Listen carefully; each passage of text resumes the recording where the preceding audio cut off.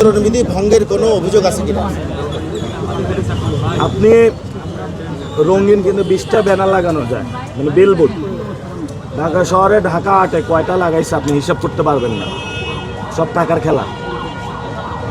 তো সরকারি কর্মকর্তা কর্মচারীদের নিয়ে বিটিসিএল প্রোগ্রাম করেছে, এটা করা নিষেধ।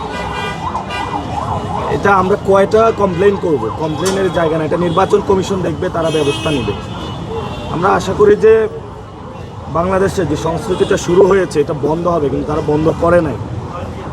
এখন যদি পার্লামেন্টে 300 গডফাদার, চান্দাবাদ, সন্ত্রাস এরা যায়, তাহলে তো ভালো আইন তৈরি করবে না। ভালো আইন তৈরি না করলে দেশের উন্নয়ন হবে না।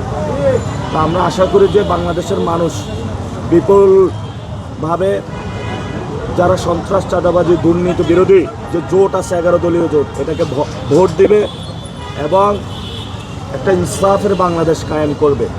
এখানে কিছু কথা রয়েছে যে উসমান হাদি ভাই যে কথাগুলো বলেছিলেন, আমরা সেগুলো নিয়ে কাজ করছি। আসলে ইনসাফ, এবং উনি বলেছিলেন 299 এমপি হলো গুম হারাম করে দিবেন সংসদে গিয়ে, বলেছিলেন না, যারা সন্ত্রাস, চাঁদাবাজি, দুর্নীতির সাথে।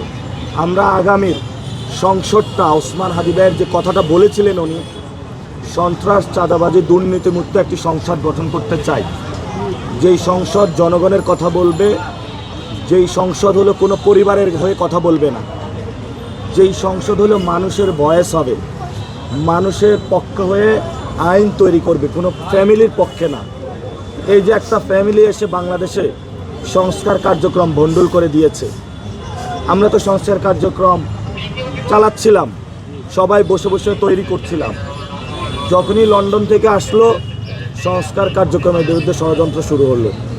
আমরা আশা করি বিদেশের মাটিতে উনি ছিলেন, বাংলাদেশে এসেছেন, বাংলাদেশে এসে বিদেশে অনেক কিছু দেখে এসেছেন। তো যদি এই সেন্স হয়, এই সেন্স দিয়ে তো আসলে বাংলাদেশের মানুষ অ্যাকসেপ্ট করবে না। আমরা আশা করি যে পরিবর্তন হবে বাংলাদেশে, এই পরিবর্তনের মধ্য দিয়ে আমরা যাব। স্পেসিফিক সংক্ষিপ্ত কোশ্চেন করবেন, যেটাতে জিরে আনসার দেবো।